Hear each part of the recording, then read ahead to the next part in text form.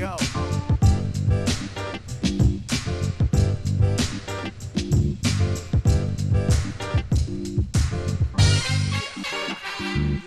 All rise. Nothing personal word of the day for April 11th, 2022 is all rise, as in Aaron Judge, the outfielder for the New York Yankees. The baseball season started. First weekend of games are in the books, and all the talk was about Aaron Judge. Aaron Judge is going to be a free agent at the end of this year.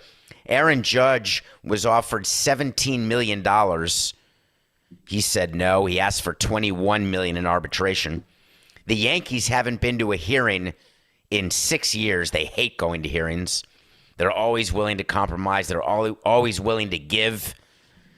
But the Yankees said, we got to see if we can sign him. And if you remember during the offseason, all the talk about Correa and the different free agents who the Yankees could sign, and we said the Yankees are keeping their powder dry for Aaron Judge.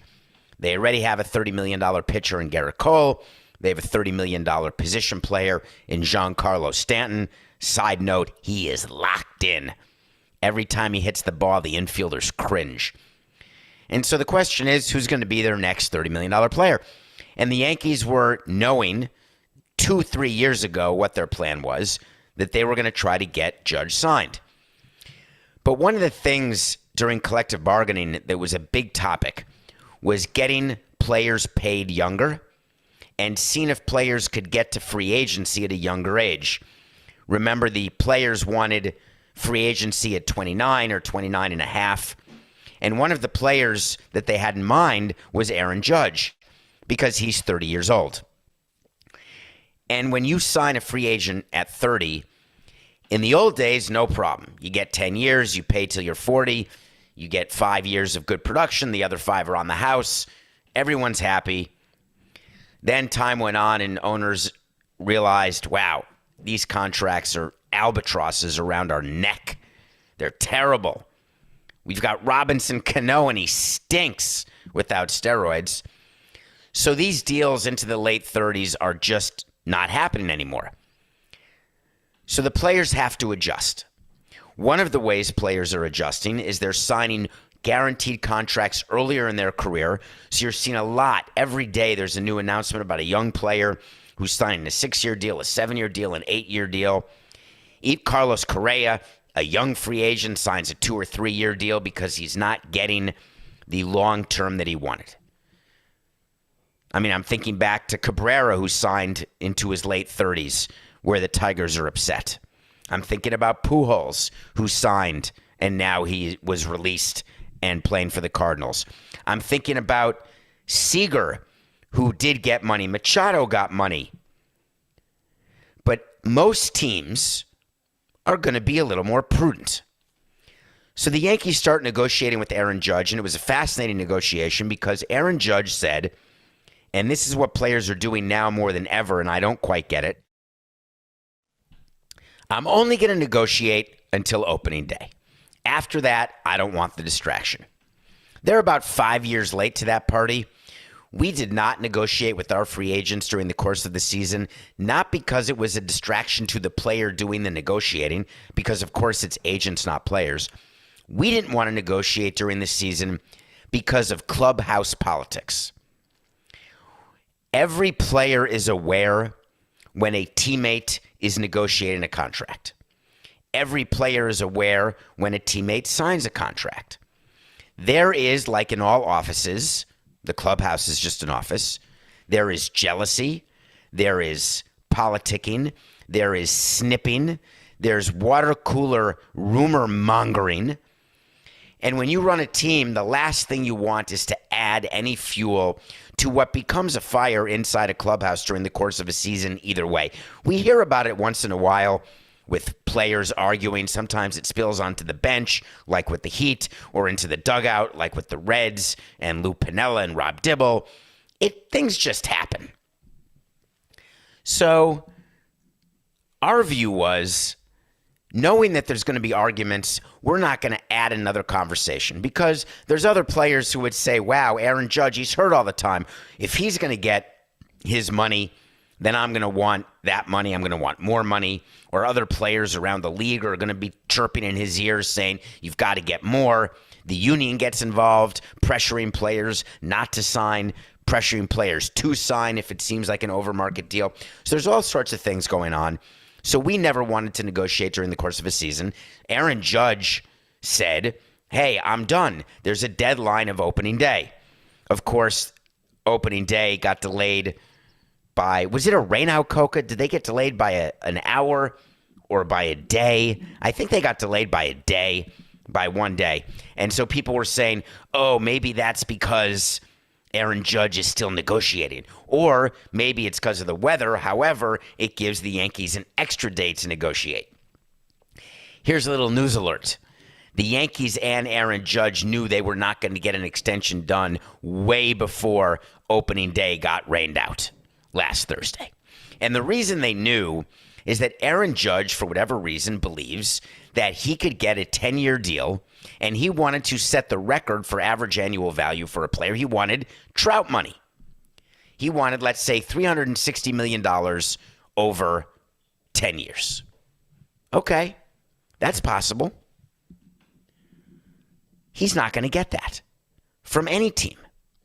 But for whatever reason, his view was, I'm not going to judge. Wow, that's a pun that I truly did not intend. I'm not going to judge what Aaron Judge thinks he deserves. I never got upset with players. I tried to educate them. It's harder than you think. And the reason it's harder than you think is that the players have the agents in their ear. They've got their teammates in their ear. They have the union in their ear. They've got the past as what they think is indicative of the present and the future. So Aaron Judge at 30 thinking that a 10-year deal is possible is not out of the realm if this were the 2010 to 2015 range. Even Manny Machado, as I told you, got 10. The difference is Aaron Judge is what we consider in the front office as, it's not that he's a prospect. It's not that he has high upside. We know exactly who he is and what he is. And that's both for better and for worse. Aaron Judge is a player who, when he's on the field, performs, except he's not on the field on a consistent basis. If you take a look at his past, you'd be able to surmise, let's just say that you think it's going to get better, but you do the math and say he's probably only good for 75% of the games. And if he's going to miss a month a season, let's just say he misses 30 games a year, and in a 10-year deal, the last 3 years, he's not going to be the player who he is now. He's going to fall off a cliff the way all older players do. Then his $36 million a year for 10 years is really somewhere in the 40s, $45, $48 million for 10 years. And at that point, that is just not acceptable. So the Yankees countered with what I consider to be an absolute overpay. He was offered $30.5 million a year for 7 years after this year's arbitration. On top of that, the Yankees, instead of the $17 million, there's some rumors about this because this year they want to pay him $17. He wants to get paid $21. Let's say they agreed to pay him $20 this year. So he'd get $30.5 times 7 plus another 17 or 18 or 19 or 20 or 21.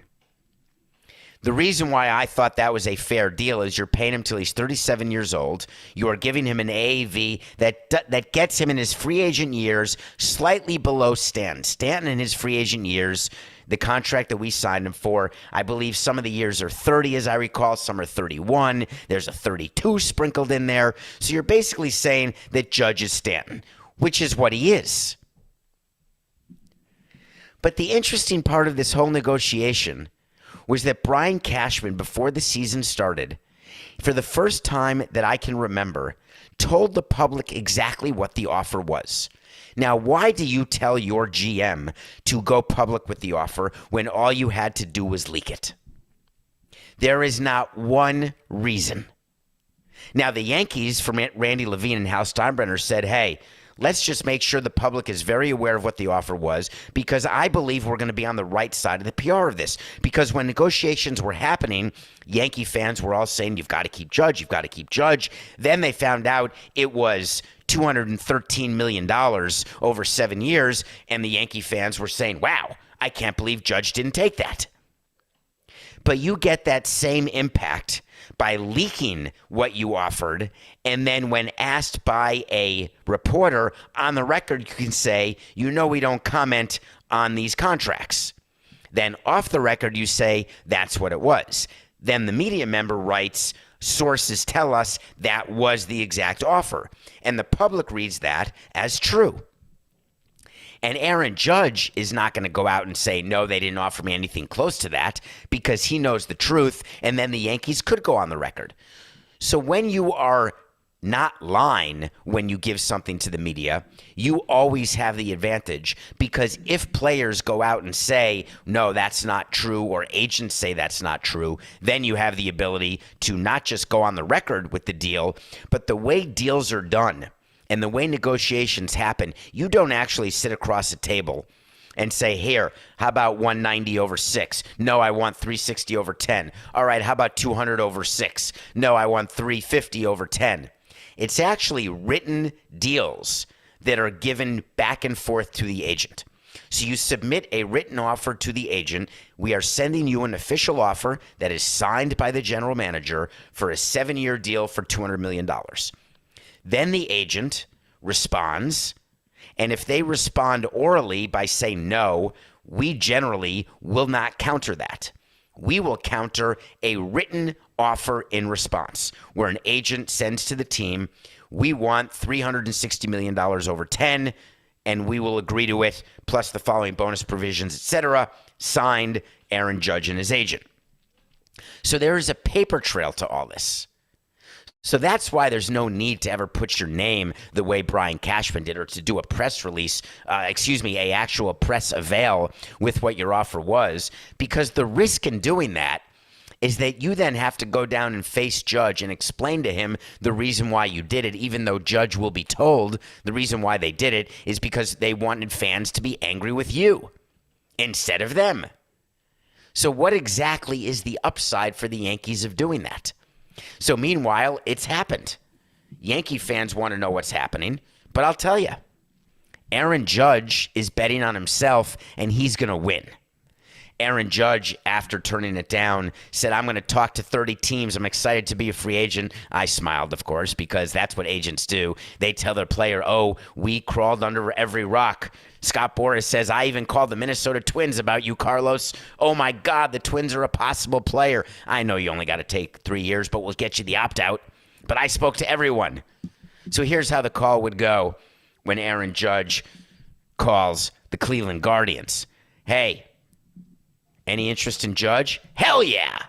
So we're looking around 360 over 10. Hello? Hello?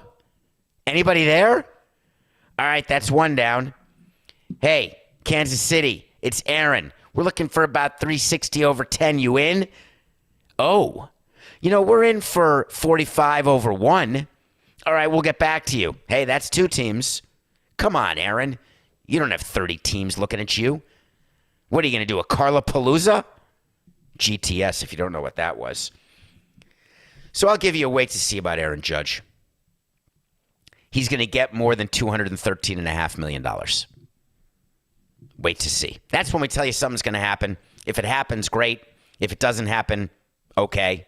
Either way, we're going to revisit it. And the reason we revisit it, as you've heard me say, and I will not get tired of saying it because you don't get tired of hearing it, everyone else, such gas bags, right? They give you all these hot takes. They never revisit them. Well, I revisit it. Aaron Judge will get more than $213.5 million in free agency. He is going to win this bet. Did you watch the Masters, Coca?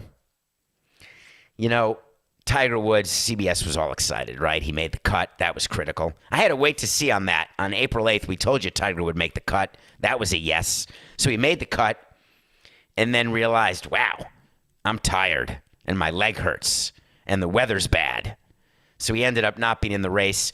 I said, wait to see he's going to finish in the top 20. He didn't. I should have had it the other way. He won't finish in the top 20, but it's still a major win for Tiger. It's a major win for the PGA, for Augusta, for everyone in golf. What an absolute, unbelievably heroic job by Tiger to get himself back. All right, the wait to see for today. How about Frank Vogel? On October 25th, it's not for today. Today's wait to see is Aaron Judge. All right, Coke, you want to get rid of that? Wipe it. 699. On October 25th, I told you Frank Vogel was done in L.A. On October 25th, I said it. Guess what? The Lakers didn't make the playoffs. If you weren't sleeping last night, which I wasn't, I was watching Severance at 2 a.m. I only have 1.5 episodes left, so I get to review that tomorrow. So if you haven't watched it, watch it. I said Frank Vogel's done in L.A. Yes, he is. He's going to get fired today. Sources say Frank Vogel's done in L.A. I had to wait to see last week, I think, that Westbrook and Anthony and Vogel are gone. That's still pending. But the one from October 25th that Frank Vogel's done, he won a title. He only coached him for 3 years. I wonder if LeBron said, I don't like Frankie. It's not my fault. That's why the coach is gone. LeBron is acting like a GM. Of course the coach gets fired when the team stinks, even though the GM's the one who chose the players. GM's not going to fire himself. You think LeBron's going to say, man, I screwed it up. Shouldn't have had Russ here. Should have had Rose. And I should have listened to Magic. Okay. All right. On a serious note, let's talk about Dwayne Haskins. Dwayne Haskins, the quarterback for the Pittsburgh Steelers, passed away this weekend, struck by a car on 595, which is a highway that goes east-west in Fort Lauderdale. It's the highway that goes from, it's really, if you think about it, it's the Everglades, it's the Alligator Alley, which they call 75, but if you keep taking Alligator Alley and instead of going south when you hit Western Florida, you keep going east on Alligator Alley, which goes west to east and east to west, you end up going all the way to the water, and highway becomes 595. So that's the highway that I took every day when I lived in Florida, both to get to Pro Player Stadium and then to Marlins Park. To get to downtown Fort Lauderdale, you take 595 east from where I was. To get to Weston or Point South, you take 595 west. It is an absolute 6-lane full highway. And Dwayne Haskins was outside of his car. He was walking, trying to cross the highway, got struck by a dump truck, and tragically passed away at 24. When you get news that a player dies and you are in the media, you have to think to yourself that you have to report it. But I've got to be careful how I report it. Do I want to report it? The answer is yes. I've got 9 million followers. I have no choice but to report it. But am I reporting the fact that he's dead? Am I starting his obituary in 280 characters? What's my plan? And when you've got a platform as big as Adam Schefter has, and you've got a fancy new deal with ESPN as big as Adam Schefter has, in theory, the reason he's being paid all that money and the reason why so many of you follow him is that you want information from him. He is a breaking news guy. He's got sources within all of the NFL and the league and the players and the teams. He gives you transactions as they're happening, before they're happening, always sourced. So he tweeted about the death of Dwayne Haskins, and in the tweet, he mentioned that Haskins had struggled as a pro, never reached his potential, struggled, whatever his words were. And he then deleted that tweet.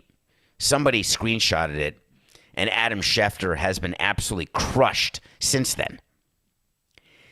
Gil Brandt is a 90-year-old Hall of Fame former executive who gave an interview about Dwayne Haskins and said in the interview, the way he was acting, it's as though he knew he was going to die, or it was only a matter of time until he was going to die.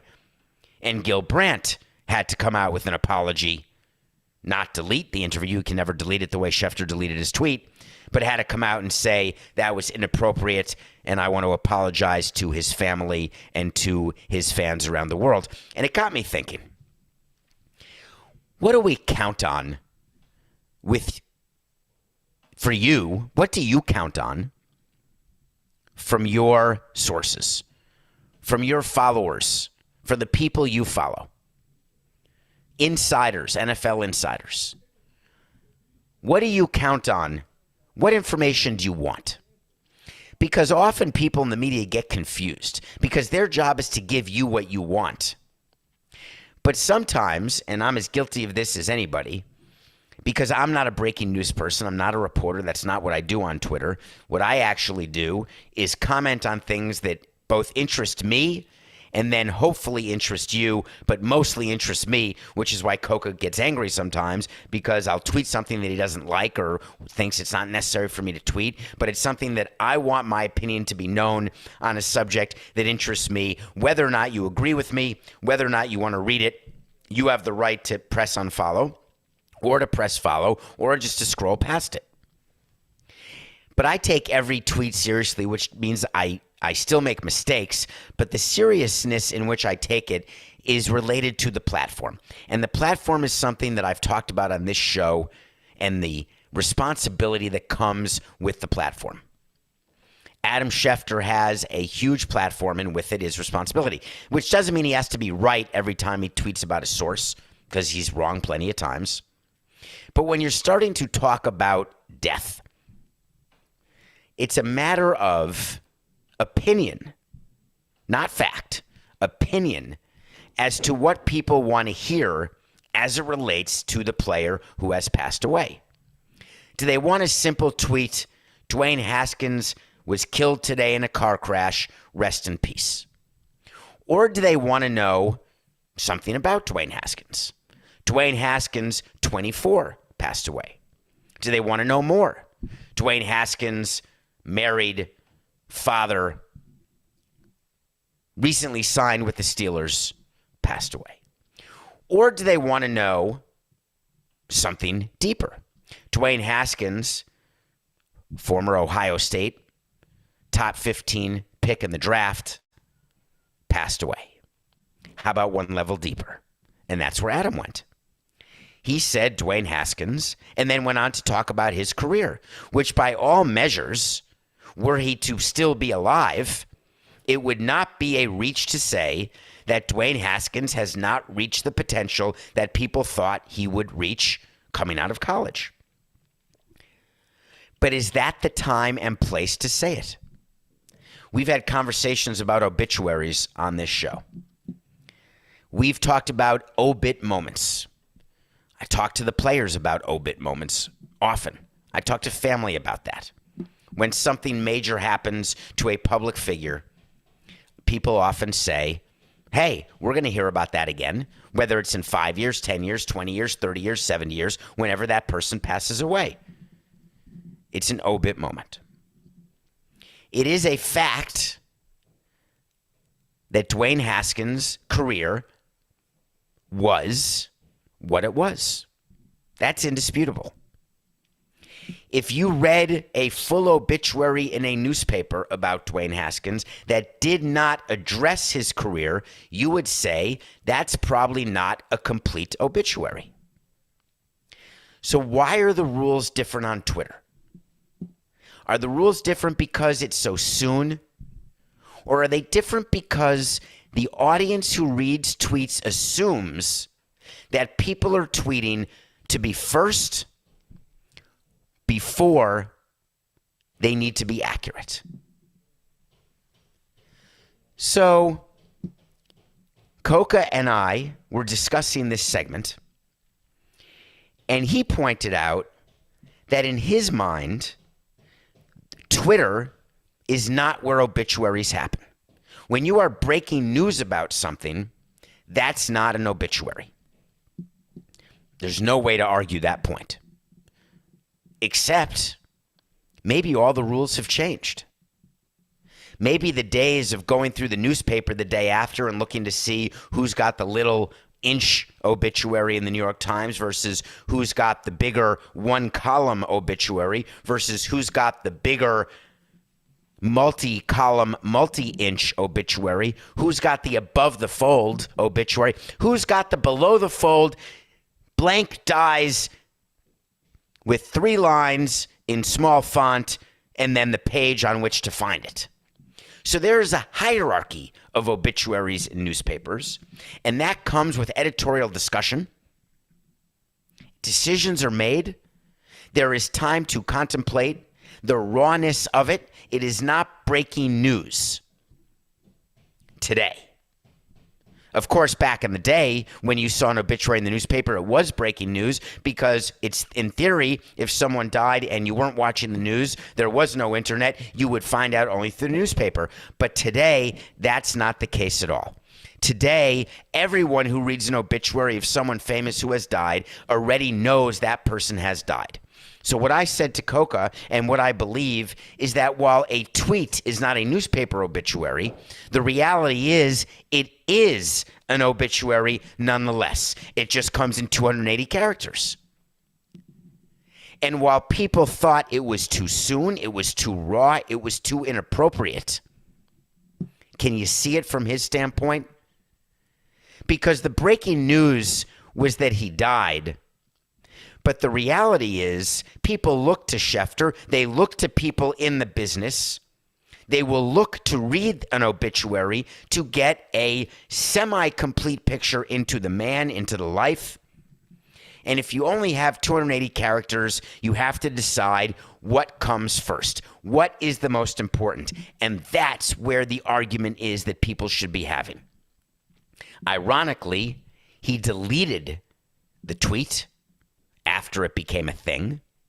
He then released another tweet which left out any part of his career and focused more on him being a person who tragically died. But the fact is, we've made athletes commodities now. All of us. Everyone in the media, you as fans. How about people who play fantasy? How about people who gamble? Are you focused on a player's personal life or how many points that player can give you during the course of a weekend? People who gamble, are you focused on the player's personality? Are you focused on whether he's got mental health issues, physical health issues? No, you're focused on whether or not he completed a third down pass on a drive that you needed in order to cover the spread. So I think it is very disingenuous for people to say, hey, these are human beings. We got to care. We have to go after Adam Schefter. Believe me, I'm no fan of Adam. I don't know Adam. I don't use him for breaking news. I'm not in competition with him. But we're the ones, as fans, who demand that athletes be commoditized. It's what we do. The rest of you were piling Adam Schefter because you said, hey, this is who he is now. He's become someone who has to keep apologizing for his tweets, who has inappropriate tweets. Remember the whole Deshaun Watson thing? He did a tweet about Deshaun Watson, and then he apologized. He deleted the tweet. Then he sent another tweet, and he was trying to explain why he tweeted what he tweeted. None of that mattered. I just want you, when you're criticizing somebody, it doesn't matter whether you're in high school, whether you're in college. It doesn't matter to me. When you are throwing stones, you know the expression, be very careful if you live in a glass house? I'm just curious, how many of you don't live in a glass house? When we come back, we're going to review Euphoria, and we're going to talk about something that's going on in Boston regarding the marathon. It's going to blow your mind, actually. We'll be right back. Welcome back to Nothing Personal. It's David Samson. Hope you had a great weekend. It was something. I appreciate that you rate, review, follow, all the things that you do. Tell your friends about Nothing Personal. We're here for you every day. I had a crappy weekend. A little off the show here, Coca. I want to tell people what happened to me this weekend. I did not tweet about this. I did not send a picture about it. When I was a kid, I loved the sun, and my mother always said, you got to wear sunscreen. And when I was a parent, I put sunscreen on my kids, and I was always told, you got to be careful. You don't want to ever get skin cancer, and the sun will give you skin cancer. Look, you're fair-skinned, although anybody can get skin cancer. You can be black and get skin cancer. It doesn't matter. You can be pale. You can be a ginger. So I had a spot on my chest and it was cancer. And I just found out about it. And the problem is that cancer is always something that happens to someone else, even when it hits close to your family. My sister, who passed away from cancer, also had skin cancer. There's many people who have it.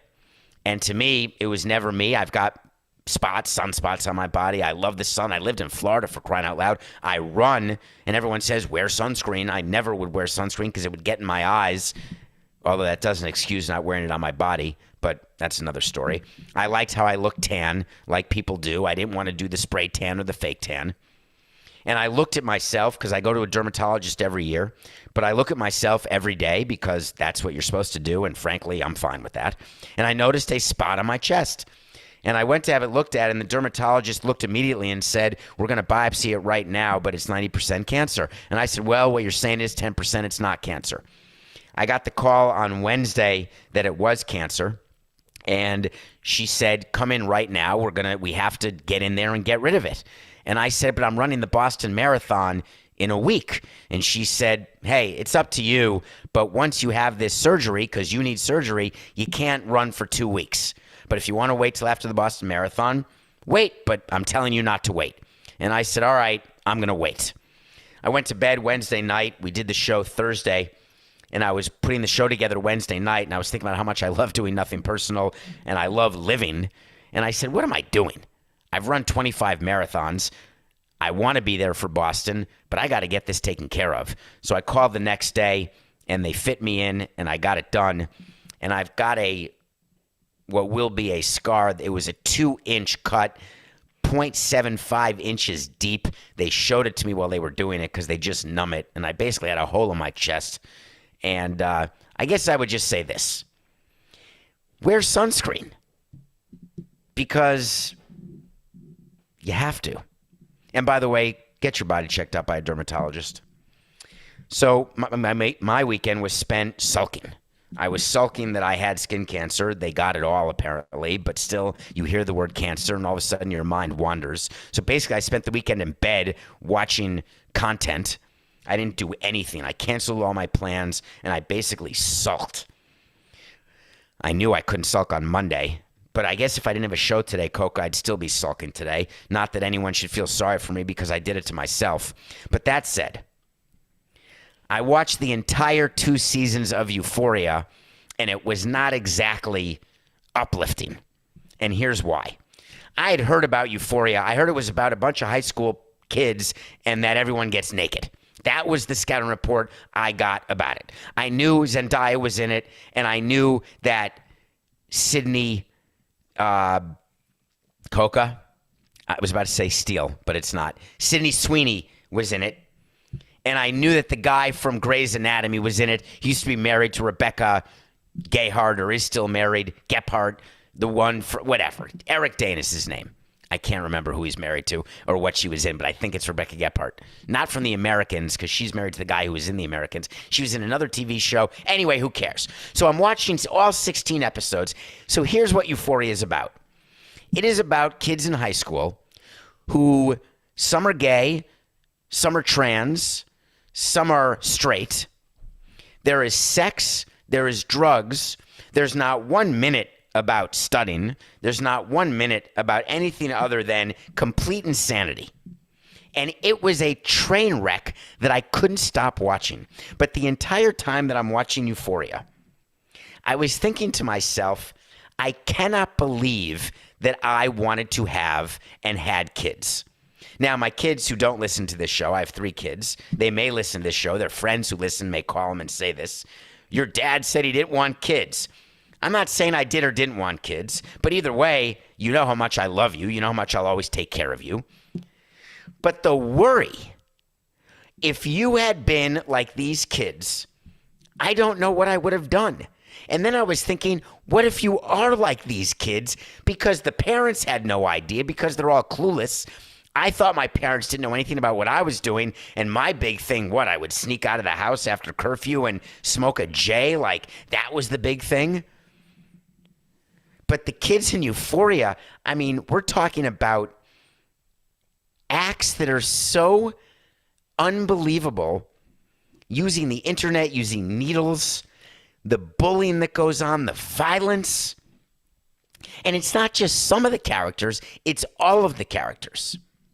So I just want to say to my 3 kids, thank you for not being that way. And if you are that way, thank you for making it so that I have no idea that you're that way, because I wouldn't be able to handle it. Being a parent is the hardest thing in the world. You're only as happy as your least happy child. The minute you have a child, you will only be as happy as your least happy child for the rest of your life. You want to do anything and everything to stop your child from having any adversity. You want to protect them from ever having a problem. You want to do anything you can at all times for your kids.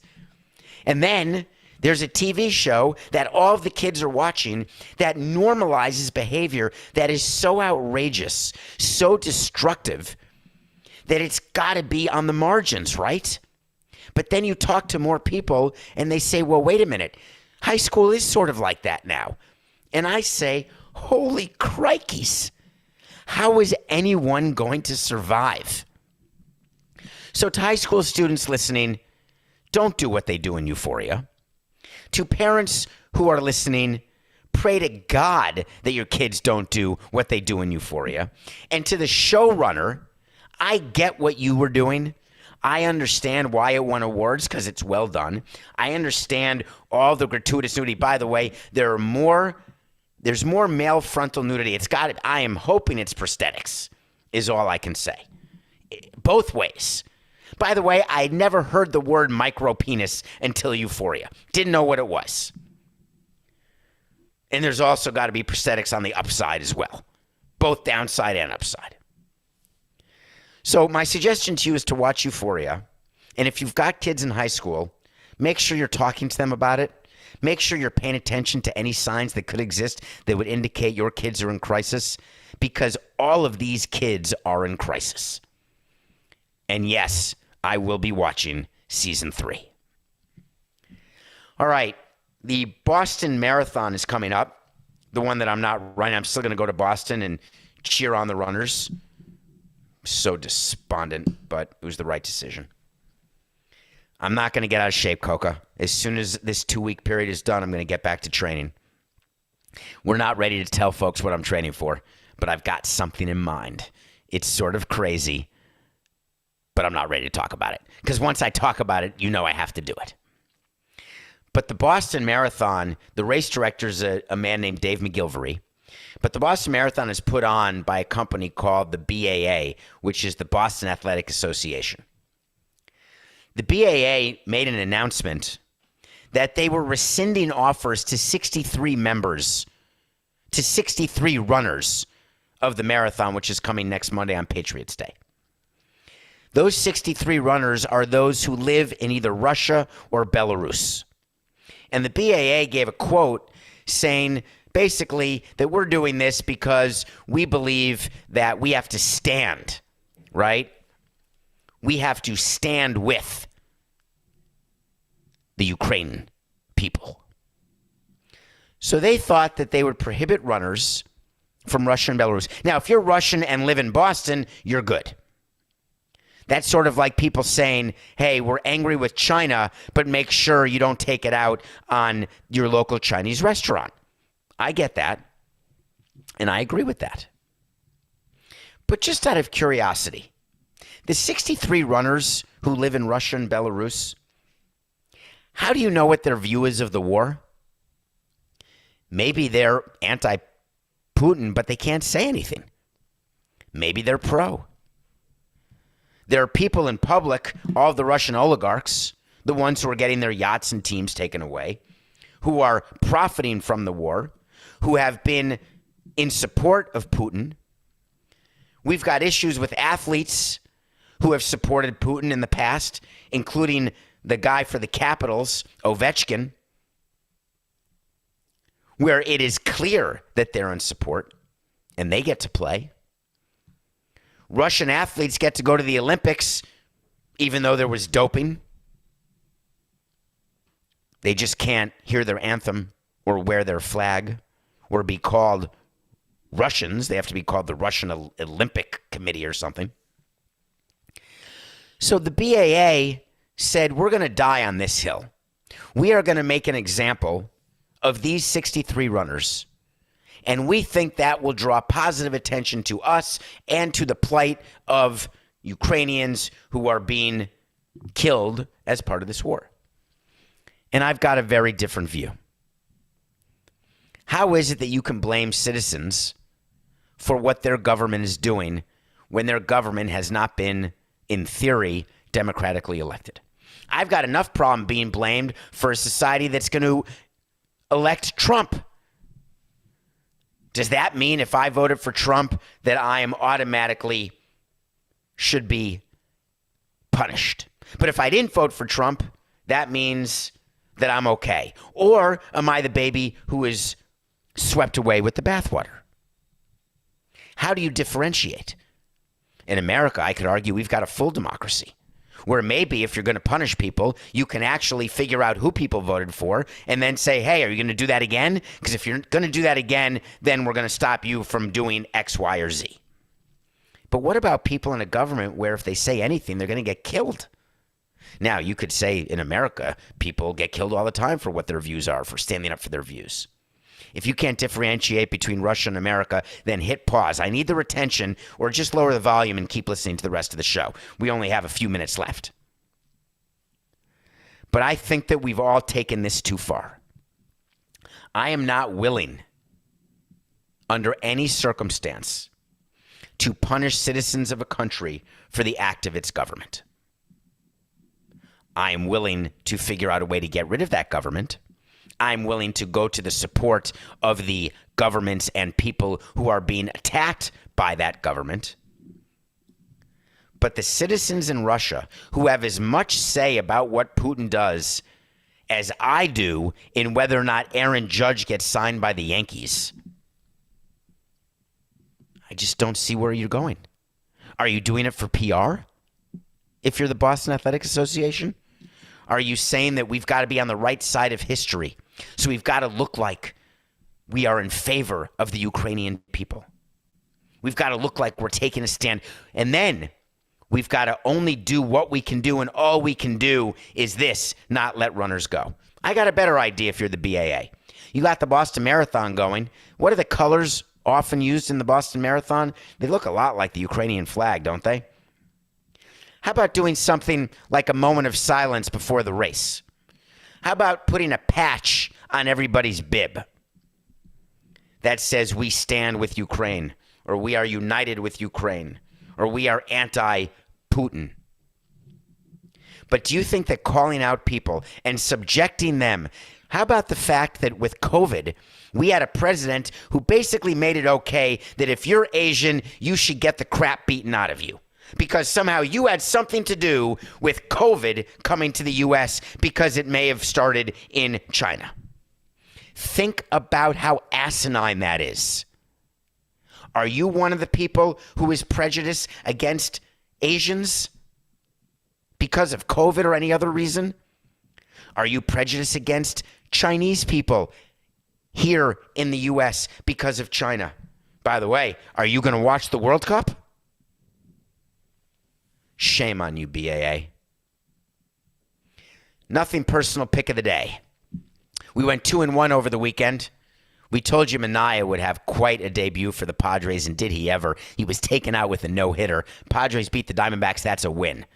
Carlos Rodon had his debut for the Giants on Saturday. We said he'd beat the Marlins. I was close. Rodon had one hell of a debut, but the Marlins won that game. That's a loss. And then last night, did you watch that game? Well, the Red Sox beat the Yankees just as I said they would. So we went 2-1. We are 42-33. A couple of things happened that I wanted to note with the Yankees. First of all, we talked about Judge. We talked about how hot Stanton is. I wanted to take a minute here, if you don't mind, and mention what Garrett Cole said before his game or after his game. I read about it this weekend, and it made me laugh because I had to clarify it for you. Garrett Cole pitched opening day. He got shelled in the first inning, and he claimed that his whole routine was off. He wasn't ready to pitch because, wait for it, the pregame festivities went 4 minutes longer than the scheduled first pitch, and he was totally thrown off his routine. Well, here's how it works opening day. Do you know when you are changing the time of your first pitch, you have to get approval from the commissioner's office? You have to send the timeline for your pregame ceremony to the commissioner's office and the opposing team so that everybody knows exactly what you're doing. And the timeline isn't just general. It goes by minute. The anthem will be from 12:55 to 12:58. Lineups, please be ready for lineups, will be from 12:59 to 1:04. Then there'll be a flyover from 1:04 to 1:05:20. That sort of detail. Players take the field at 1:06:30. First pitch, 1:07. Players use that timeline to judge when to start their routines, their pregame routines. But there are people who work for the team in the clubhouse, coaches included, who are looking at the timeline and they're looking at the reality and they're saying, ooh, we were supposed to have the anthem at 12:56. It's now 1 o'clock. We are running 4 minutes behind. It doesn't just happen. It's not just a surprise. And by the way, even if it were, you're telling me, does that mean that if Garrett Cole is pitching the bottom of an inning, right, and then in the top of the inning he has to sit because there's a long rally, is his whole mojo thrown off? What an excuse maker. When you're making $30 million a year, if the anthem goes 45 seconds over, deal with it.